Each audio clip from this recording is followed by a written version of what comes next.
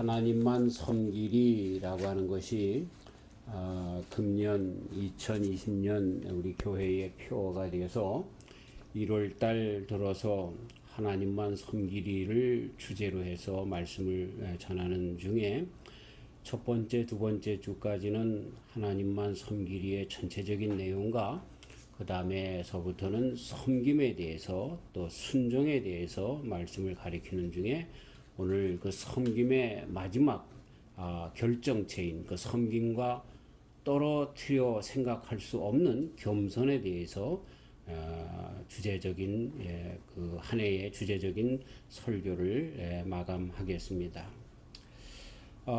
섬김이라고 하는 것은 지난주에 예수님께서 하신 말씀 가운데 보면 끝까지 하는 것이라고 그렇게 말씀을 들었습니다. 근데 그 끝까지라고 하는 것에는 겸손이라고 하는 뜻이 포함되어 있습니다. 그래서 겸손, 그건 바로 섬김의 진정한 성격이다, 이렇게 이야기할 수가 있는 것입니다. 오늘 이 겸손에 대해서 이야기할 때에 겸손한 것과는 전혀 반대되는 사울 왕에 대한 이야기를 통해서 다시 겸손에 대해서 생각하는 그런 시간을 갖겠습니다. 사실 사울 왕이 된 것은 그가 겸손하였기 때문에 왕이 된 것 우리는 잘 압니다. 제비를 뽑아서 왕을 선택하게 되었지만 물론 그 전에 사무엘 선지자를 통해서 그 사울이 왕이 될 것을 알고 기름 부음을 받았습니다. 그러나 왕이 되는 그러한 과정 속에서 제비 뽑아 당첨되었을 때에 그가 행구 뒤에 숨었다라고 하는 그러한 말로 그의 겸비한 그의 삶의 모습을 알 수가 있습니다.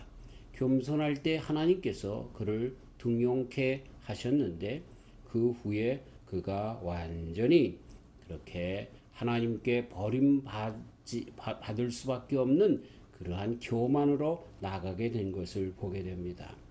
사실 성경을 읽으면서 그 성경 말씀을 잘 이해할 수 있으려면 그 말씀의 내용들과 그 말씀에 주신 그 대상자들과 나를 같이 잇대어서 생각하면서 그렇게 그 말씀을 읽는, 대하는 그런 자세가 중요합니다. 그래서 사울 왕과 우리와 함께 같이 비교해 보면 나도 사울 왕과 그렇게 다른 점이 없구나 하는 그러한 생각을 하며 하나님 앞에 참 죄송한 마음을 갖게 됩니다. 많은 인생들이 하나님 앞에 참 겸비할 때가 있습니다. 그럴 때는 많은 이것저것 없기 때문에 그것을 위해서 기도할 때인 것을 보게 되죠.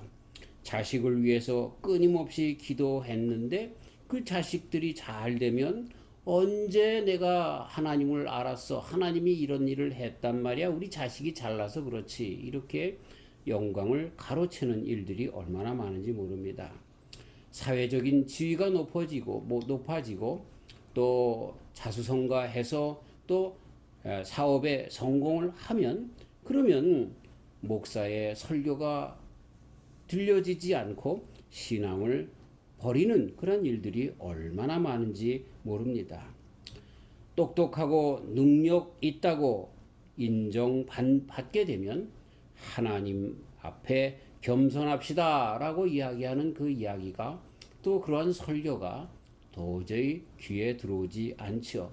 이것저것이 당신의 삶에 참 교만한 일이요 라고 지적해주는 사람들의 말에 오히려 화를 내고 자기가 가지고 있는 권력으로 그들을 감옥에 넣게 되는 그런 일들을 보게 됩니다.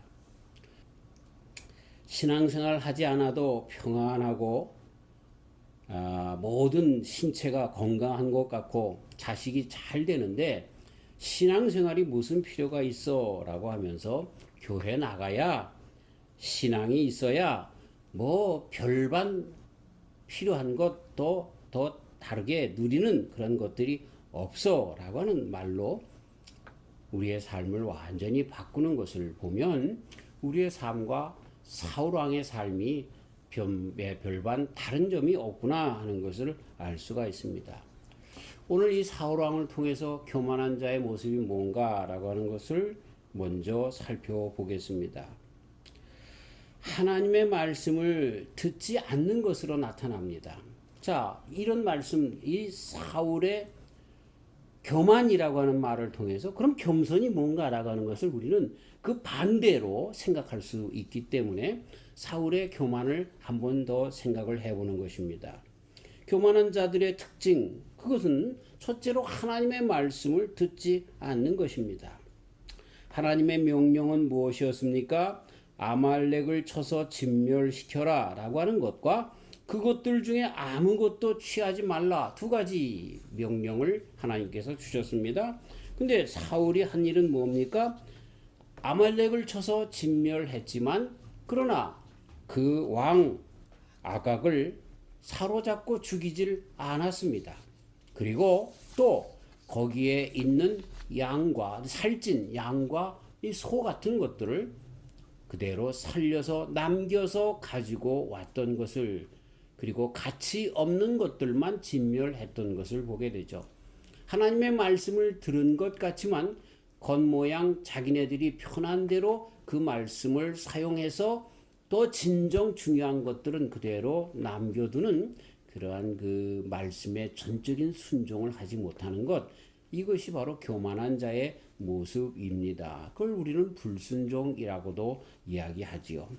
그 다음에 두 번째 교만한 자의 모습을 보면 하나님보다는 사람과 환경을 먼저 하는 것을 보게 됩니다. 그래서 사람과 환경을 먼저 하는 사람들의 특징이 나타나는데 이것은 핑계하는 것으로 나타납니다. 15절 말씀 보면 하나님 여호와께 제사하려고 사무엘 선지자가 이런 그 모든 것을 진멸하라고 했는데 이 육축의 우양의 울음소리가 무엇이뇨? 라고 했더니 이 사울왕이 핑계하는 것이 여호와 하나님께 제사하려고 내가 가지고 오는 것입니다. 라고 그렇게 이야기를 합니다. 그랬더니 사무엘이 다 진멸하라고 하지 않았습니까? 했더니 나는 안 그러려고 했는데 백성들이 그래서 그랬다라고 하는 백성에게 책임을 전가하는 것을 보게 되죠. 교만한 사람들의 특징은 핑계하고 책임을 전가합니다. 그런 것들은 다 하나님보다, 하나님 말씀보다 이 모든 사람들과 환경들을 더 먼저 주시하고 그들을 더 하나님보다 주님으로 삼는 그러한 것을 보게 되죠. 세상을 더 좋아한다는 말인 것입니다. 기름진 것과 어린 양과 모든 좋은 것은 남기고 라고 그렇게 표현한 것처럼 좋은 것들은 남기는, 세상을 더 좋아하는 이러한 모습을 그 속에서 찾아볼 수 있습니다. 17절 말씀 가운데 보니까 배은망덕한 사울왕을 보게 됩니다. 교만한 사람들의 모습은 뭐냐면 배은망덕합니다. 얼마나 아말렉과 전쟁할 때에 하나님께 간구하고 기도하며 안타까운 마음으로 그 전쟁터에 나갑니까? 그런데 승리하고 나니까 이렇게 핑계하고 책임 전가하고 세상의 좋은 것들을 먼저 취하고 그리고 하나님의 말씀, 하나님께서 그렇게 해주신 그 장본인 하나님께 대하여 배은망덕한, 그렇게 버리는, 배신하는 그런 모습을 보게 되죠. 사무엘 선지자가 그래서 17절에서 스스로 작게 여길 때에 이스라엘 지파의 머리가 되지 아니하셨나이까 라고 그에게 말씀해 주는 것을 통하여 알 수가 있습니다. 자기가 이 사울왕이 왕이 된 것은 전적으로 하나님의 은혜였다는 것입니다. 아멘. 그가 스스로 작게 여길 때에 그러한 하나님의 복을 받았다라고 하는 것이죠. 그런데 지금은 오히려 그 자리에 섰을 때 하나님을 버리게 되었다. 그것이 교만한 자들의 특징인 것입니다. 교만한 자들의 세 번째 특징은 순수함이 없어지는 것입니다. 그래서 거짓을 이야기합니다. 13절 내가 여호와의 명령을 행하였나이다. 명령은 개뿔 무슨 명령을 행하였습니까? 하나님의 명령은 다 진멸하라. 아각 왕을 살려두었습니다. 다 진멸하라. 살진 우양을 남겨두었습니다. 그러면서 말로는 여호와의 명령을 다 지켰다는 것입니다. 그 다음에 술수를 쓰는 것이죠. 그래서 15절의 말씀처럼 백성이 당신의 하나님 여호와께 제사하려 하여 양과 소의 가장 좋은 것을 남김이요라고 하는 그러한 그 술수로 핑계를 그렇게 이야기하는 것을 보게 됩니다.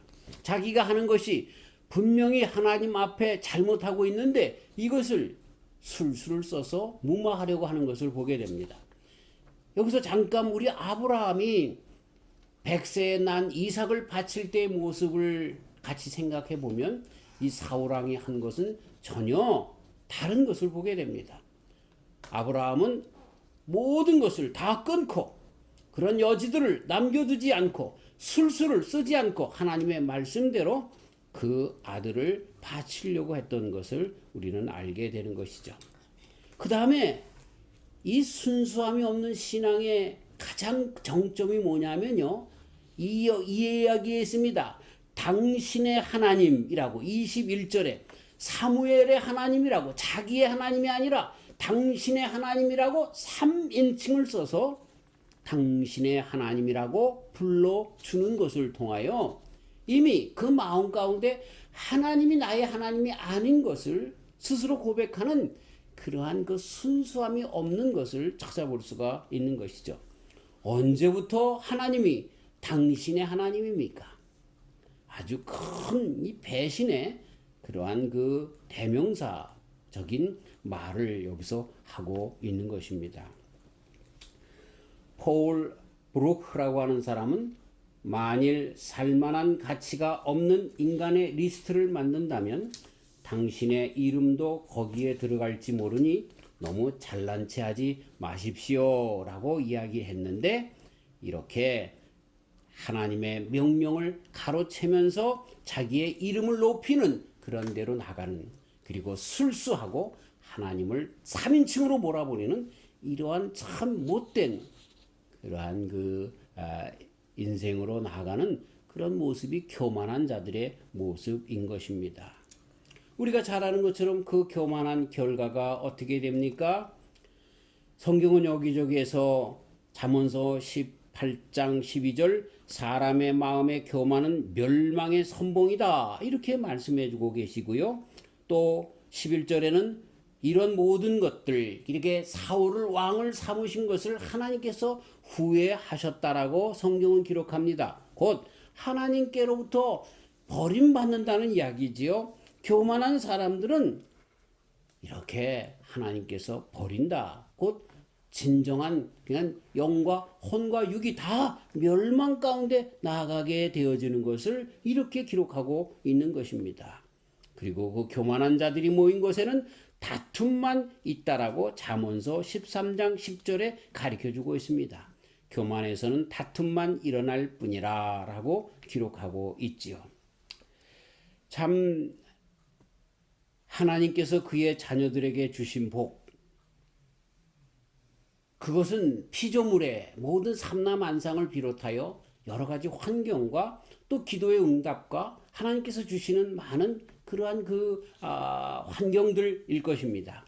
그런데 그것을 자기의 주인으로 바꾸어서 하나님, 그것을 주신 하나님이 아니라 하나님이 주신 그것을 붙잡고 그것을 하나님처럼 섬기는 그것을 통하여 그 피조물이 멸망당할 때 함께 멸망당하는 대로 나가는 그러한 그 벌을 받게 되는 것이 교만의 결과인 것입니다.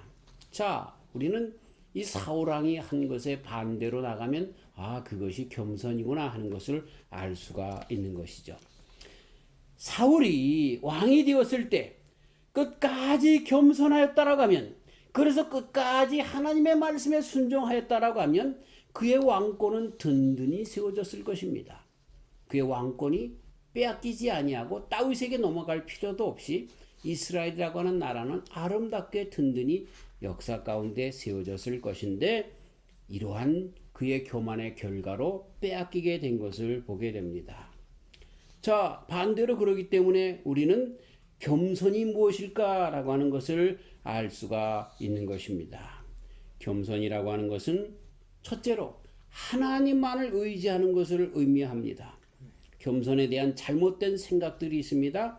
이 무능력한 것, 허약한 것, 소극적으로 아무것도 하지 않는 것, 이런 것들을 겸손으로 생각하는데 이런 자기 비하적인 발언이나 모습, 이런 것들이 겸손이 아닙니다.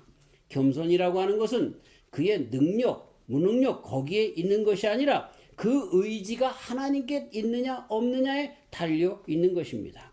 전적으로 하나님께 끝까지 순종하는 모습, 그것이 겸손이라고 표현할 수가 있는 것입니다. 그렇기 때문에 겸손과 또 순종은 뛰어놀러야 놀 수 없는 동전의 양면과 같은 손의 안팎과 같은 그러한 관계인 것을 보게 되는 것입니다. 그리고 바로 그 겸손만이 하나님과 끝까지 교제하는 길이다. 그리고 겸손한 자만이 끝까지 주님과의 깨끗한 관계를 가질 수 있는데, 왜냐하면 겸손한 자만이 회개할 수 있기 때문에 그렇습니다. 두 번째 겸손은 하나님의 주권을 인정하는 것입니다. 하나님을 전적으로 의지하는 것, 그리고 두 번째 똑같은 그런 단어이지만 더 반복해서 더 그 뜻을 깊이해서 우리가 생각해 보면 하나님의 주권을 인정하는 것입니다. 아멘. 자, 조금 전에 사울왕이 한 것은 하나님의 주권을 인정하는 것이 아니라 백성들에게 자기의 정치적인 어떤 것을 빼앗길까봐 백성들에게 마음을 주었던 것을 보게 되는데, 겸손은 다시 하나님께 마음을 두는 것을 이야기하고 있는 것입니다. 아멘. 자신이 주인이 아니라, 백성이 주인이 아니라 하나님만이 주인이라고 고백하는 것, 이것이 겸손이다 라고 하는 것입니다. 더 나아가서 애초에 내 것이라고 하는 것은 하나도 없습니다. 모든 것이 다 주님께로부터 왔습니다. 주님의 것입니다. 아멘. 나의 생명조차도 주님의 것입니다 라고 아멘. 고백하며 나가는 것, 그것이 바로 겸손인 것이죠. 아멘. 성경에서는 십계명에 또 이런 모든 것에 가르쳐주는 그런 말씀과 또 10의 1조에 대한 이야기, 이런 것들을 가르쳐주고 있는데, 10의 1조라고 하는 것은 우리가 하나님의 것이라고 하는 것을 고백하는 최소한의 고백이 바로 11조인 것입니다. 모든 물질이 다 주님께로부터 왔다는 것이죠. 그래서 11조는 내 돈을 하나님 앞에 드린다가 아니라 내가 주님 앞에 끝까지 주님의 주권을 인정한다라고 하는 겸손의 표현으로 다시 한번 재해석되어야 하는 것입니다. 아멘. 성도들은 이렇게 늘 겸손하게 살았던 것을 우리는 잘 압니다. 천지창조를 작곡한 하이드는 많은 사람들이 우리와 같은 갈채를 박수를 보내면서 칭찬할 때에 모든 영광을 하나님께 돌리며, 이 작품은 나에게서 나온 것이 아니라 하나님께로부터 온 것입니다 라고 영광을 하나님께 돌렸습니다. 나이팅게일은 1853년 크리미아 전쟁에서 일선의 전장에서 13,000여 명의 호열 환자를 다 치료한 다음에 싸움터의 천사라고 하는 그러한 별명을 갖고 전쟁이 끝나고 돌아올 때에 많은 사람들이 그를 맞이하기 위하여 축하 환영 파티를 준비했지만 그는 몰래 환영 준비장이 아닌 다른 곳으로, 다른 기선을 타고 들어왔던 것 우리는 잘 압니다. 이를 해도 그 영광이 내 것이 아니고 하나님 것을, 그래서 혹시나 그 영광이 내가 가로챌까봐 두려워했던 그러한 많은 사람들, 이 사람들이 바로 겸손한 자들이고, 바로 겸손한 자들의 특색이 그곳에 있는 것입니다. 그렇습니다. 겸손은 특색이 있습니다. 자기를 자랑하지 않습니다. 무슨 일을 하고도 끝까지 자랑하지 않습니다. 예수님께서 종들이, 하인들이 밖에 나가서 수고하고 집에 들어왔을 때에도 내가 이렇게 수고했는데 라고 주인에게 인정받으려고 하는 것이 아니라 오히려 주인의 먹을 것을 챙기고 끝까지 섬기는 그런 모습을 섬김이라고 순종이라고 말씀하신 것처럼 이렇게 끝까지 나가는 것.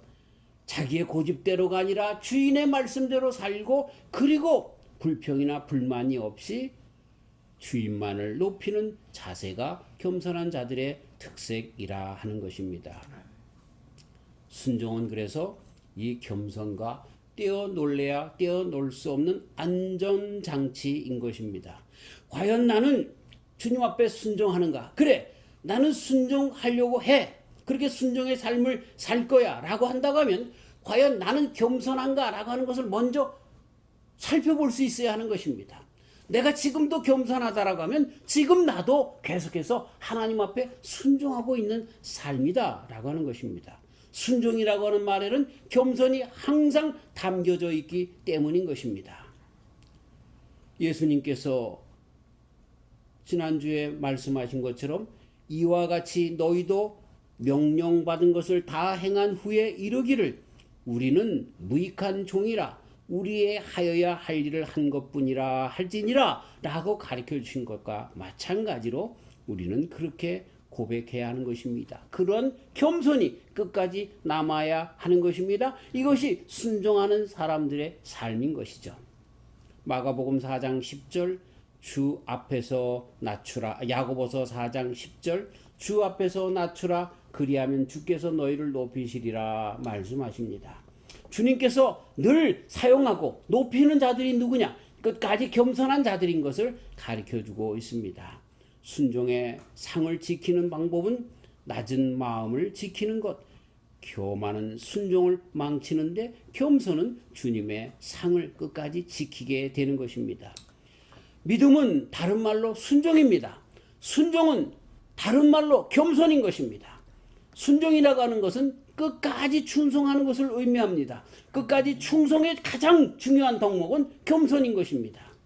루시퍼라고 하는 사탄의 별명인 루시퍼인데 이 루시퍼는 지혜가 충만하고 아름답기가 그지없는 존재였습니다. 완벽함의 표상이기도 했습니다. 하나님께서 지은 피조물 중에 천사 중에 가장 으뜸이었습니다. 그런데 그에게 교만이 찾아 들어와 순식간에 하늘을 가르며 번개처럼 천국에서 쫓겨나는 그러한 타락한 마귀가 되었던 마귀의 수장이 되었던 것 우리는 잘 알게 되는 것입니다. 하나님처럼 되려고 하는 교만이 그를 일순간에 무찌르게 되었고 교만한 그 사단과 그 무리 마귀들은 지금도 순종하지 못하고 지금도 회개하지 못하여서 끝까지 지옥의 주인공으로 남게 되는 것입니다. 마귀의 자손들은 지금도 마찬가지로 그 루시퍼의 계계에 빠져서 겸손하지 못하고 회개하지 못하고 지옥의 길로 끝까지 나아가게 되는 것을 보게 됩니다. 하나님의 사람 중에 대표적인 사람 바울 사도님이십니다. 그분은 끝까지 겸손합니다. 그래서 고린도전서 15장 9절에 이렇게 기록합니다. 나는 사도 중에 지극히 작은 자라. 아니 바울 사도님처럼 그렇게 큰 자가 어디 있습니까? 그런데 사도 중에 지극히 작은 자라고 자기를 그렇게 표현하고 있습니다. 사도라 칭함을 받기에 감당치 못할 자로다 이렇게 고백하고 있습니다. 계속해서 15장 10절에 내가 모든 사도보다 더 많이 수고하였으나 내가 아니요 오직 나와 함께 하신 하나님의 은혜로라 이렇게 고백하고 있는 것입니다. 그의 아름다운 그 계속적인 신앙 그것은 자기가 무엇을 했다라고 하는 그런 사역에 대한 리더십에 대한 자랑이 아니라 그럴 수 있음에도 불구하고 오히려 오래 섬기면 섬길수록 큰 일을 이루면 이룰수록 그 모든 일들을 하나님께서 하셨다라고 하는 그리스도 예수님의 능력으로 했다라고 하는 정말 겸손으로 그렇게 우리 주님만을 높이면서 이루어지며 급기어 마지막에 가서는 나는 죄인 중에 괴수라고 하며 끝까지 깊은 회개의 삶을 살아갔던 것을 보게 됩니다. 위를 바라보는 소망의 최대의 적은 교만인 것입니다. 하지만 우리가 예수님께 나아가는 모든 그런 길들, 그래서 우리 주님처럼 천국에 가는 그 길은 예수님처럼 겸손한 그 길로 나아가야 하는 것입니다. 예수님께서도 세상에 오셔서 영광은 무조건 하나님께 돌리셨습니다. 선한 선생님이여라고 얘기할 때 내가 어떻게 선하다라고 하는 표현을 받을 수 있겠느냐? 오직 선하신 분은 한 분 계시니 그분은 하나님이시다. 이렇게 이야기할 정도로 예수님 하나님의 아들이신데도 모든 영광을 하나님께 돌리신 것을 보게 되는 것을 보게 되죠. 오병 이후의 기적 후에도 한적한 곳으로 나가서 기도하며 많은 사람들이 예수님을 왕으로 삼으려고 할 때 그 자리를 피하셨던 겸손하신 분. 그래서 마태복음 11장 29절에 당신을 표현할 때 나는 마음이 온유하고 겸손하니라고 표현하신 것을 보게 되는 것입니다. 교만은 자기 목표에 득이 되지 않는 순종을 경시하지만 사랑하는 사람들은 자기가 섬기는 분의 영광을 구하면서 살아갑니다. 우리는 우리 하나님을 사랑합니다. 우리 예수님을 사랑한다고 고백합니다. 그렇기 때문에 순종합니다. 우리의 사랑의 대상이신 하나님을 믿는 믿음은 순종으로 나타나는데 그 순종의 삶 가운데는 순종이라고 하는 말 가운데는 하나님 앞에 겸손할 수밖에 없는 것으로 계속해서 나아가게 되는 것을 보게 되는 것이죠. 하나님은 자신의 영광을 위해서 나중에는 그러나 겸손한 우리를 높이시게 되는 것입니다. 높이시든 말든 그건 하나님의 뜻입니다. 우리는 끝까지 나의 삶 가운데 겸손해야 하는 것입니다. 오늘 봉독한 말씀에 보면 사울이 얼마나 바보 같은 인생을 살았는가. 왕이 되었을 때에 그 된 일을 다시 한번 그는 반추했었어야 할 것입니다. 내가 이렇게 부족한 자였는데 하나님께서 나를 이렇게 왕으로 삼아주셨네. 그렇기 때문에 나는 평생 나가도록 하나님만 의지할래. 이렇게 고백하며 겸손하게 살았다라고 하면 얼마나 좋았을까. 그런 아쉬움이 남는 말씀이었습니다. 그래서 그는 끝까지 하나님을 3인칭으로 몰아버리고 백성들을 두려워하는 가운데 하나님의 피조물들을 오히려 사람들뿐만 아니라 물질에 마음을 두면서 그것이 썩어져 없어질 때 썩어져 없어져 가는 참 저주받은 장래로 끝나게 되는 것을 보게 되는 것입니다. 사랑하는 성도 여러분, 인생에 있어서 가장 큰 발견은 무엇일까요? 에딘버러 대학의 제임스 심슨 경은 진통제를 발견한 그런 귀한 분 아닙니까? 그런데 그분이 진통제를 발견해서 많은 사람들이 역사상 가장 위대한 발명을 했습니다 라고 이야기할 때 그분은 이렇게 얘기합니다. 나의 생애에 있어 가장 소중한 발견은 내가 죄인이라는 사실과 예수님이 나의 구주라는 사실을 발견한 것입니다 라고 그렇게 겸손하게 고백하는 것입니다. 그렇습니다. 우리는 기독인들입니다. 기독인이라고 하는 말은 그리스도 예수님을 믿는 자라고 하는 이야기입니다. 그래서 오늘 말씀의 마지막으로 예수님께로부터 배워야 할 것입니다. 우리 예수님은 겸손하신 분이십니다. 탈무드는 이야기합니다. 하나님께서 모세에게 자기를 계시하려고 하실 때에 하나님은 높은 산들이나 나무들을 버리고 별 모양 없는 가시덤불 가운데 오셨다. 이와 같이 하나님은 교만한 자들을 버리시고 겸손한 자들 중에 머무시기를 좋아하신다라고 떨기나무 보잘것 없는 곳에 나타나신 하나님의 모습을 탈무드는 그렇게 기록하면서 하나님의 겸손을 이야기합니다. 그것처럼 우리 예수님께서도 참 겸손한 마리아의 몸속에 인생을 가지고 마구간에서 태어나시고 겸손한 모습으로 십자가에 달려 돌아가신 것을 보게 됩니다. 그것이 바로 우리 기독신앙의 중심이라 하는 이야기입니다. 순종, 우리 예수님이 끝까지 하나님의 말씀대로 순종하여 십자가까지 나갔는데 그러면서도 그 순종의 삶 가운데 놓지 않은 것은 하나님의 종으로 겸손하게 사셨던 것을 보게 됩니다. 아멘. 저와 우리 성도님들도 이렇게 끝까지 우리 예수님처럼 겸손한 종들로 살아가셔서 귀한 영적인 복을 받는 영적으로 하나님의 자녀로서의 끝까지 그 순종의 복을 놓치지 않는 귀한 종들 되시기를 주님의 이름으로 축원합니다.